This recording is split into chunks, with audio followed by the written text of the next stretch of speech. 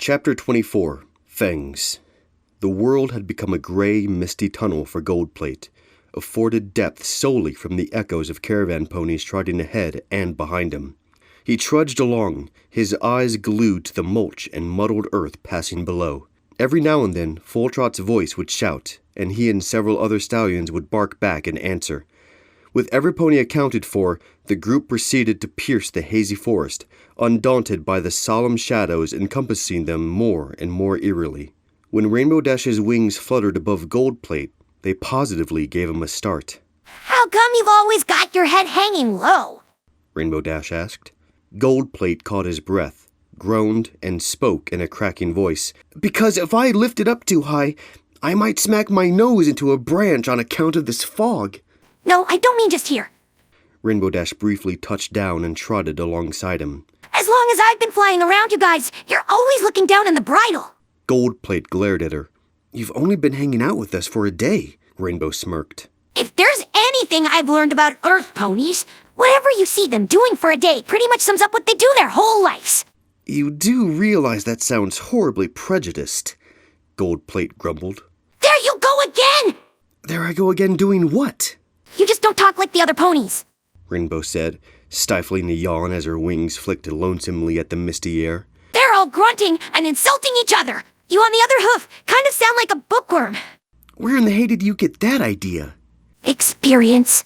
Rainbow smiled. I knew a pony once who used to talk all fancy and stuff. Before she met me, she was surrounded by tons of other ponies. And she thought that just because she could carry her own and fit in, that all those strangers were somehow her friends. Nope, it turned out that life wasn't that simple. I have no problem fitting in, Goldplate grunted, sweating as he struggled to keep the heavy equipment balanced on his spine.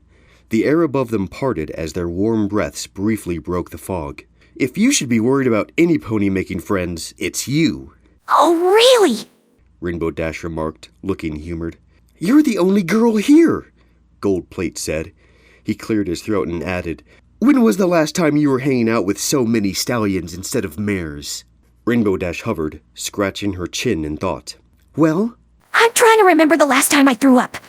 Exactly! Goldplate smiled victoriously, only to trip on a random tree root sticking out of the mists. He stumbled awkwardly. Rainbow leaned a hoof in, but he practically batted it away. I'm fine. I can take care of myself. All stallions do. Just because I get bumped around a little by the others is no big deal. Guys like me know how to pick themselves back up. Oh, I'm not about to question that. Rainbow Dash shrugged. It just seems like you're the only one dealing with crap while all the others are just shrugging it off their backs and with less sweat.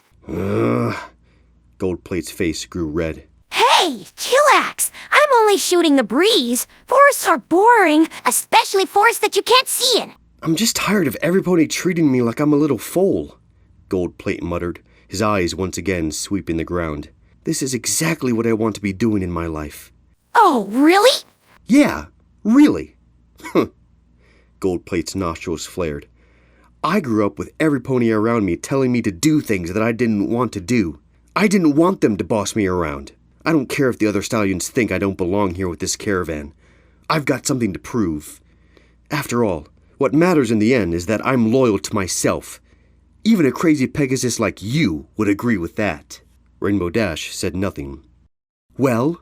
Loyalty isn't all that special when it's spent alone. Goldplate blinked. He looked up curiously at Rainbow Dash. Full Trot gave another shout. Ponies responded, but something was off this time. Suddenly, the caravan was halted. Rainbow Dash appeared equally surprised. What's going on? Goldplate murmured. Full Trot came marching by. Iron Hoof! Iron Hoof! The line of stallions shifted nervously, turning about and exchanging worried glances. Iron Hoof! Say your name! Full Trot repeated, his aged face creased with worry. I heard him the last time! Red Turnip's voice spoke up from beyond a wall of fog. That was nearly 3 minutes ago! Iron Hoof? Hey, Iron Hoof! Where are you, dude? Every pony! Full Trot's voice rose above the crowd. Stop speaking all at once! Let's not panic! I need order, and most of all, silence! Goldplate was biting his lip nervously. He jolted at the sound of Rainbow Dash whispering in his ear. I don't like this. I'm checking it out. She flapped off into the misty woods surrounding them. "Huh?" Goldplate hissed, his voice briefly rising in pitch. "Are you crazy? Iron Hoof just disappeared!" "Shh!" Full Trot frowned. Goldplate scrunched down low, silent, his ears drooping. He gazed nervously around, as did every other pony. The air was deathly still surrounding the caravan. In the distance, the gentle murmur of flowing water rippled, splashed, and was silent again. Red Turnip shuffled into view, his face pale. There was another stirring sound. He turned and looked towards Full Trot. Did you just hear?" Just then, a thick, serpentine neck full of orange scales burst its way out of the fog and tore through the caravan. Yelling bodies went tumbling every which way. Goldplate was knocked to the ground, the breath escaping his body in a muffled shriek. When he opened his wincing eyes, he froze, his gaze fixated on a glinting pair of sharp fangs flying straight for Full Trot.